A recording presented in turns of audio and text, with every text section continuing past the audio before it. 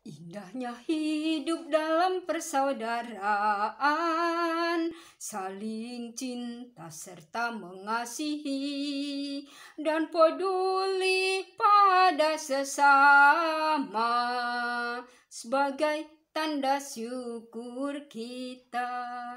Rela hati dan tulus berkurban, menolong orang yang berkesusahan. Ungkapkanlah rasa syukurmu dengan sikap berbela rasa. Peduli pada sesama, itulah wujud syukur. Karena tiada syukur tanpa peduli. Selamat pagi anak-anak. Kita bertemu kembali dalam pembelajaran Yesus peduli penderitaan sesama. Ya, tadi kita sudah mendengarkan lagu APP, itu lagu tahun yang lama, itu tahun 2015. Tiada syukur tanpa peduli. Jadi ucapan syukur kita itu merupakan bentuk nyata kalau kita peduli. Baik, sebelum kita mulai, kita mau doa dulu. Kita buka dengan doa. Dalam nama Bapa dan Putra dan Roh Kudus. Amin. Allah Bapa di surga, kami memuji dan meluhurkan nama-Mu karena kasih-Mu yang begitu besar kepada kami. Engkau senantiasa menyelenggarakan hidup kami dengan memberikan rezeki yang secukupnya. Berkatilah kami, agar kami dapat mengembangkan keberanian dan kepedulian serta semangat berbagi kepada sesama yang menderita, sesuai dengan teladan Yesus Kristus, Tuhan dan Juru Selamat kami. Amin. Dalam nama Bapa dan Putra dan Roh Kudus. Amin. Ya, begitu anak-anak. Kita akan lihat bagaimana seseorang yang peduli. Di dalam bukumu itu ada kisah tentang Dashrath Manjhi. Ini orang India. Lahir di Gilor di India 14 Januari tahun 1929. Terus meninggalnya 17 Agustus, tepat hari kemerdekaan kita ya. Tahun 2007 di New Delhi. Nah, kehebatannya saudara kita ini apa? Dia itu memahat gunung selama 22 tahun. Lama sekali. Untuk memangkas jalan, untuk membuat jalan pintas, sehingga jalan yang memutar sejauh 55 km menjadi singkat tinggal 15 km. Itu dia buat karena pada saat itu istrinya namanya Falguni itu sakit. Ketika sakit tidak mendapatkan perawatan. Dia harus membawa istrinya itu di celah-celah kecil sebuah gunung sejauh 55 km. Dan akhirnya istrinya meninggal dunia karena terlalu jauh harus berjalan.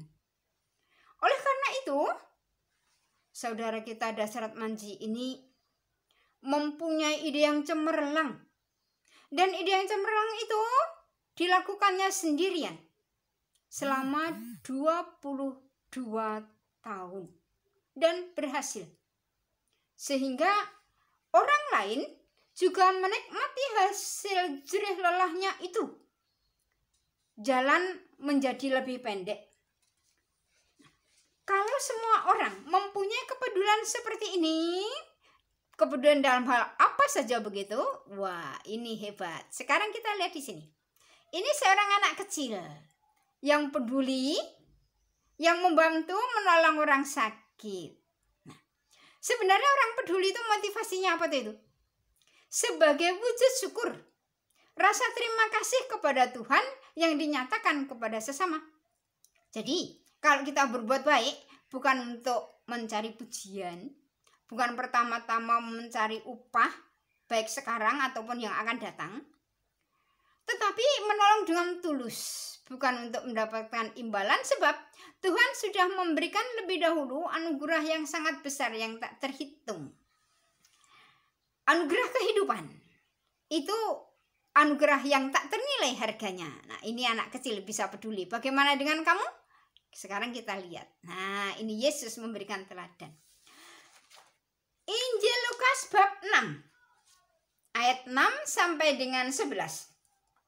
Pada suatu hari Sabat lain, Yesus masuk ke rumah ibadat lalu mengajar. Di situ ada seorang yang mati tangan kanannya. Ahli-ahli Taurat dan orang-orang Farisi mengamat-amati Yesus. Kalau-kalau ia menyembuhkan orang pada hari Sabat, supaya mereka dapat alasan untuk mempersalahkan dia. Tetapi ia mengetahui pikiran mereka. Lalu berkata kepada orang yang mati tangannya itu, "Bangunlah dan berdirilah di tengah." Maka bangunlah orang itu dan berdiri. Nah, kita lihat Yesus menyembuhkan hanya dengan sabda. Bangunlah dan berdirilah di tengah.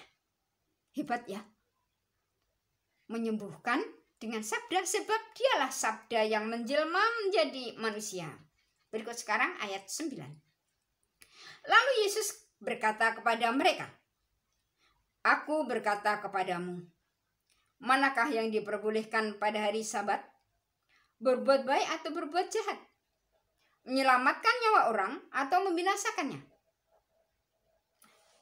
Ini pertanyaan yang membuat orang-orang Farisi yang mau mencobai Yesus itu menjadi berpikir. Yesus melanjutkan sabdanya, ayat 10. Sesudah itu, ia memandang keliling kepada mereka semua, lalu berkata kepada orang sakit itu, "Ulurkanlah tanganmu." Orang itu pun berbuat demikian dan sembuhlah tangannya. Itu anak-anak. Jadi kita bersyukur dengan peduli pada sesama. Yesus sudah peduli kepada kita dengan memberikan anugerah kehidupan dan anugerah-anugerah yang lain yang tak terhitung. Nah, sekarang bagaimana dengan sikap kita? Yesus memberikan teladan untuk peduli itu. Itu yang pertama itu memberi makan pada 5.000 orang yang Ibu tulis di situ, tapi sebenarnya ada banyak hal. Mukjizat yang pertama itu kan di Kana, Yesus peduli kepada orang yang kehabisan anggur saat itu. Terus menyembuhkan orang pada hari Sabat yang baru saja dibaca, menyembuhkan orang sakit kusta, mengusir roh jahat, dan masih banyak lagi.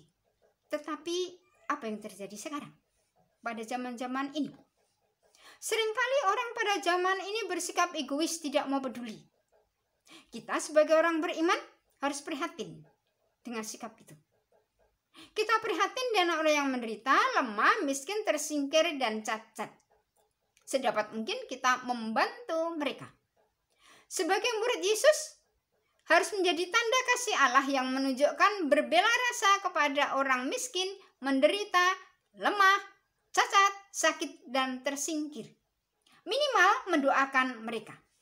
Tadi dalam lagu itu sudah diajari itu untuk berbela rasa sebagai wujud syukur ya. Sekarang tugasmu itu untuk ulangan ya, kerjakan di kertas itu.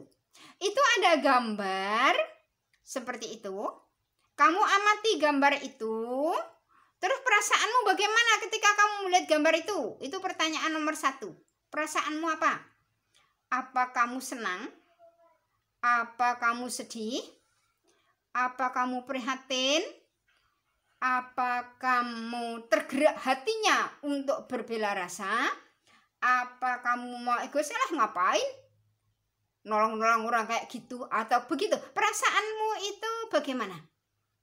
Nomor 2. Berdasarkan perasaan itu, tindakan apa yang akan kamu lakukan?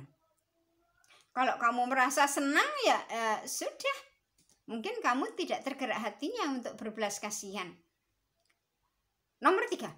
Mengapa kamu melakukan tindakan itu? Kalau kamu tidak tergerak hatinya untuk berbelas kasihan, alasanmu apa? Tetapi kalau kamu tergerak untuk menolong, kamu mau membawa anak itu ke tempat rumah gizi, atau kamu mau memberikan makanan, atau kamu mau memberikan susu, itu mengapa kamu melakukan itu? Yang terakhir sekarang, nomor 4, buatlah doa untuk anak itu. Kira-kira 2 kalimat. Begitu? Nah, itu tugasmu untuk ulangan. Berikut sekarang kita akan tutup. Lagunya itu karangan Bapak Paul Widiawan. Siapakah dia? Siapakah dia yang menyembuhkan luka? Dialah Tuhan Yesus. Dialah Tuhan Yesus. Dalam nama Bapa dan Putra dan Roh Kudus. Amin.